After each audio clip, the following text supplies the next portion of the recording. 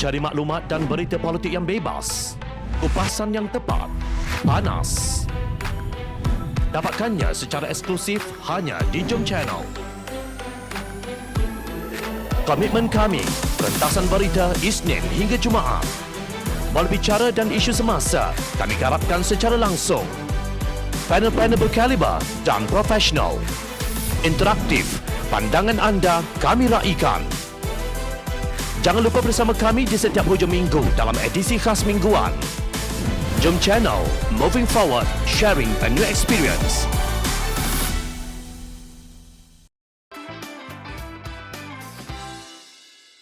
Ada apa pada moratorium tebuk atap? Pemimpin amanah menyelar sikap Kerajaan Perikatan Nasional yang masih mengamalkan dasar banker jaga banker.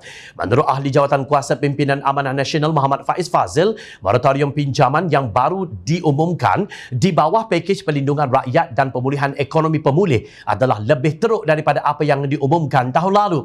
Kalau dahulu tiada sebarang permohonan perlu dibuat, tetapi sekarang rakyat terpaksa memohon untuk menerima moratorium ini. Bukan itu sahaja, sama seperti dahulu, kadar faedah masih dikenakan sepanjang tempoh moratorium dan ini telah diakui Menteri Keuangan sendiri, katanya dalam satu kenyataan. Beliau merujuk kepada kenyataan Tengku Datuk Seri Zafrul Abdul Aziz yang mengatakan bahawa compound interest ataupun faedah atas faedah dan charge penalti lewat dikecualikan. Ini bermaksud rakyat akan rugi besar dalam jangka masa panjang kerana tempoh pinjaman akan dipanjangkan dengan mengambil kira kadar faedah yang dikenakan dalam tempoh moratorium.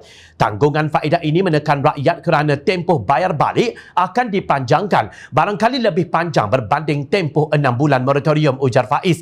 Beliau juga hairan kenapa konsep moratorium tidak ditambah baik untuk menolong rakyat dalam keadaan ekonomi yang semakin parah. Menurut Faiz, pada tahun 2020, walaupun wujud moratorium, tidak ada satu bank yang mencatatkan kerugian. Adakah Menteri Keuangan yang juga bekas Ketua Pegawai Eksekutif CIMB tidak prihatin dengan keadaan semasa? Soalnya, beliau turut membangkitkan mengenai statistik kes bunuh diri, iaitu secara purata 4 orang Malaysia membunuh diri setiap hari dalam 3 bulan pertama 2021, seperti yang dilaporkan pada 29 Jun lalu. Walaupun perniagaan PKS dihimpit teruk dan hidup rakyat semakin tertekan, namun nampaknya situasi banker jaga banker masih juga tidak berubah. Mengapa tidak Kerajaan Perikatan Nasional melaksanakan moratorium seperti negara Hungary yang telah menggantung pengenaan faedah sepanjang tempoh moratorium bidasnya? Faiz berkata moratorium automatik di negara itu telah berlangsung tanpa henti sejak Mac 2020 dan hanya dijangka berakhir pada Ogos tahun ini. Beliau juga membidas kenyataan Menteri Keuangan bahawa 3.7 juta bersamaan 30% ahli KWSP yang mempunyai simpanan terkumpul bawah RM5,000 dalam kedua-dua akaun boleh mengeluarkan whatever is left atau sapu licin amount yang ada menerusi skim iCitra. Ini sekali lagi menunjukkan ketidakprihatinan Kerajaan Perikatan Nasional, kata ahli Dewan Undangan Negeri Perbatang Pasir itu. Mengulas lanjut, beliau berkata sepatutnya kerajaan mengecualikan golongan ini daripada pengeluaran iCitra dan sebaliknya membantu mereka dengan dana kerajaan. Apa akan jadi kepada golongan ini apabila mereka besar kelak? Jangan biarkan mereka menagih simpati orang ramai dengan mengangkat bendera putih pada usia senja.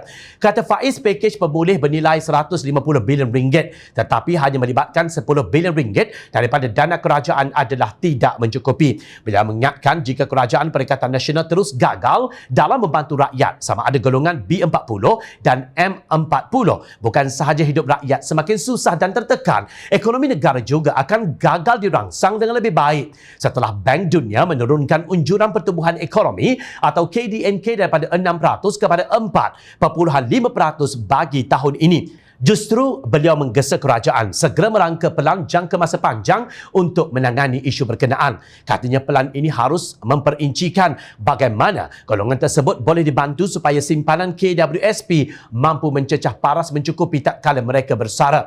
Antara cara yang boleh dipertimbangkan adalah pelaksanaan type return atau pulangan KWSP mengikut kumpulan. Misalnya, pada tahun-tahun akan datang, golongan B40 yang mempunyai simpanan yang sedikit, iaitu bawah RM10,000, mereka boleh diberikan pulangan KWSP tahunan yang lebih tinggi berbanding individu-individu lain. Ini adalah prinsip kebertanggungjawaban bersama supaya negara tidak terjerumus dalam krisis persaraan yang teruk pada masa depan, tegasnya. Jom kita lihat prestasi ekonomi Hungary berbanding Malaysia. Menurut data dari World Bank pada tahun 2019, keluaran domestik negara kasar KDNK Malaysia berjumlah $364.7 bilion Amerika bersamaan RM1,515 bilion. Sementara KDNK Hungary berjumlah $163.5 bilion Amerika bersamaan RM679.34 bilion. Rupanya KDNK negara kita jauh lebih tinggi berbanding Hungary pada tahun 2019. Tetapi kerajaan tidak mampu membantu rakyat sebagaimana Hungary tak kala COVID-19 menyerang. Tidakkah ini sesuatu yang amat memalukan? Di mana silapnya? Ingat, rakyat sentiasa memerhati.